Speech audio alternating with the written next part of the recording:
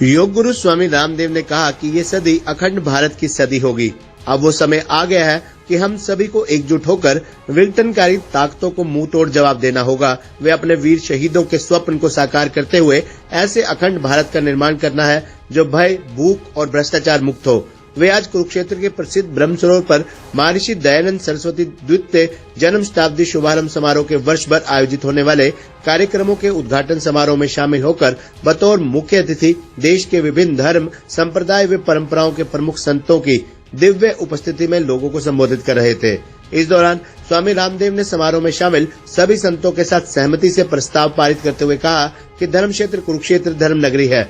ऐसे में यहाँ पर हमारे आदर्श महापुरुष महर्षि दयानंद सरस्वती का स्मारक बनाया जाए ताकि लोग उनके कार्यों व चिंतन से प्रेरणा ले सकें। इस दौरान उन्होंने कहा कि वेद का दूसरा नाम ज्ञान है।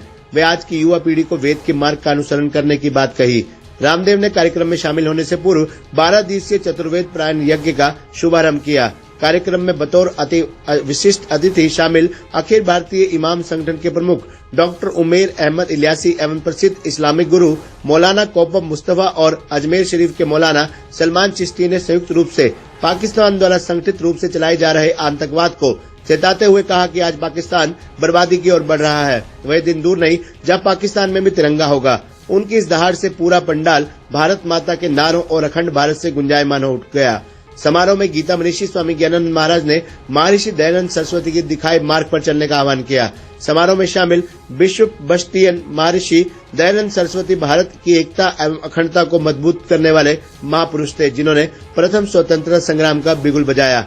समारोह में शामिल सभी संतों व धर्म गुरुओं ने महर्षि दयानंद सरस्वती के चिंतन व विचारों को पूरी दुनिया के लिए आदर्श बताया। कार्यक्रम को जैन धर्म के विवेक मुनि, आचार्य योग भूषण, विश्व रविदास समाज के वीर सिंह हितकारी, हिमाचल से स्वामी योग तीरथ जी महाराज, विश्व बौद्ध संगठन भिक्षु संघ सेना, विश्व सर्व धर्म संसद के सुशील जी महाराज, पतंजलि योग पीठ के वरिष्ठ न्यासी डॉक्टर यशोदेव शास्त्री ने अपने उद्बोधन में महर्षि दयानंद सरस्वती को आधुनिक भारत का निर्माता बताया।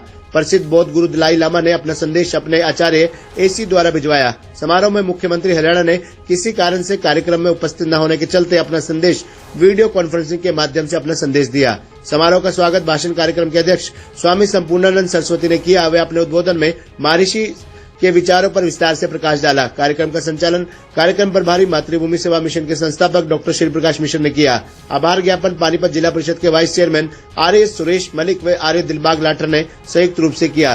कार्यक्रम में उपस्थित सभी लोगों ने विशेष रूप से उमेर इलियासी ने राष्ट्रवाद नशा उन्मूलन का आभार जताया। समारोह में आर्य रामपाल कुंडू ने वर्ष भर चलने वाले कार्यक्रमों की रूपरेखा रखी। समारोह में शामिल सभी संतों का आयोजन कमेटी ने अंग वस्त्र और स्मृति चिन्ह और आर्य समाज के साहित्य से सम्मानित किया। आयोजन कमेटी द्वारा समापन पर ऋषि लंगर का आयोजन किया गया। इस अवसर पर कार्यक्रम अध्यक्ष स्वामी संपूर्णानंद सरस्वती, आर्य सुरेश मलिक, आर्य दिलबाग लाठर, आर्य रामपाल कुंडू, श्री प्रकाश मिश्र, आर्य धीरज खरकाली, बलकार लाठर, आचार्य विजयपाल, आचार्य राजेंद्र, आजाद आर्य, आचार्य योगेंद्र आर्य सहित अन्य काफी लोग मौजूद रहे।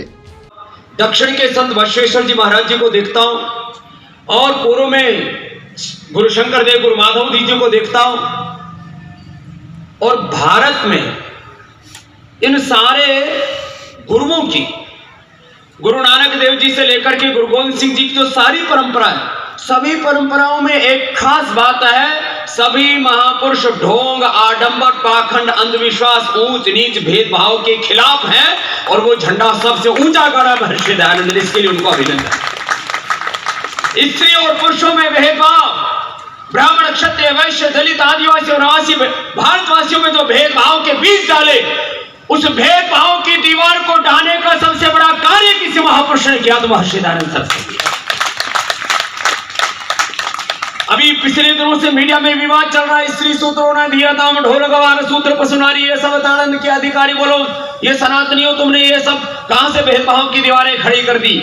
अरे ये सनातनियों के उद्घोष नहीं है, ये हमारे शास्त्रों में महर्षि दयानंद ने एक दृष्टि दी है। हमारे शास्त्रों में एकत्व के, शास्त्रित्व के, विश्व बंधुत्व के गीत गाए। वेद कहता मित्र से चक्षुषा सर्वाणि भूतानि समीक्षन्तम्। वेद कहता एकत्वम् अनुपश्यता। वेद कहता सहनावतु तु सहनो भव। वेद कहता यत्र विश्वम भवत्येकनिडम्। वेद में जब कोई भेद नहीं है तो ये भेदभाव करने वाली कुछ चीजें हमारे शास्त्रों में मिलावट की गई, ये कहने का भी साहस महर्षि दयानंद क्या संबंध पर बैठे हुए। हाँ, हमें लगता है कि उन्होंने एक अच्छा अर्थ निकाला है, क्योंकि कहीं ना कहीं संस्कृत एक मूल भाषा है जहाँ से सब आगे भाषाएं निकली हैं। तो संस्कृत में जो उन्होंने नमा और अज के रूप में अर्थ निकाला है, एक उदारता का भाव है। और हमें लगता है कि ऐसे ऐसे भाव जब निकलेंगे और ऐसे ऐसी स्वीकार्यताएँ जब बढ़ेगी तो भारत कहीं ना कहीं जो एक विखंडन की स्थितियाँ और कहीं ना कहीं वे लोग जो कहीं आतंक में ही विश्वास करते हैं, कहीं दूसरों को कष्ट देने में, तो हमें लगता है कि उसके अंत का और मनुष्यता का, मानवता की एक दिव्यता को समाज में के सामने रखने का एक अच्छा प्रारंभ है। कहा कि पूरा देश इस नमाज को झुकता है, पढ़ता है, क्या? हाँ, नमा आज ईश्वर के समक्ष तो कहीं ना कहीं देखो, आस्था अलग अलग हो सकती है, भाव अलग अलग हो सकता है, नाम अलग अलग हो सकते हैं, लेकिन कहीं ना कहीं वो ईश्वर तो ये मानना पड़ेगा, वो तो एक ही है। और अपने यहाँ तो प्रारंभ से ये होता है, ईश्वर अल्लाह तेरो नाम, सबको सन्मति दे भगवान, तो प्रारंभ से होता है। तो उस रूप में यदि देखें तो ईश्वर एक है, नाम अनेक हैं। हमारे वेदों में तो प्रारंभ से ही एक का सत विप्रा बहुधा वदंती कहा गया कि सत्य एक है। अलग अलग विद्वानों ने नाम अलग अलग दिए। पाकिस्तान के बारे में कहा कि अखंड भारत के अंदर शामिल होना पड़ेगा पाकिस्तान। कहीं ना कहीं देखो, इतिहास अपने को दोहराता है, भारत अखंड था ही, और फिर से कहीं ना कहीं हमें लगता है कि अखंडता की स्थितियां बनेंगी और बने। हम तो चाहते हैं कि सब एक होके रहें और अच्छा लगेगा। महाराज जी, ऐसे मंच तो होने चाहिए बार बार, ये तो बहुत अच्छा मंच, सारे धर्म में। हाँ, अच्छी बात है।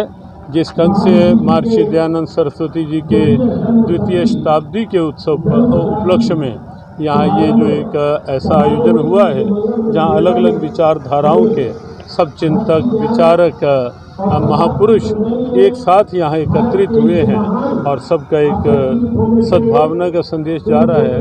हमें लगता है कि अपने आप में एक अद्भुत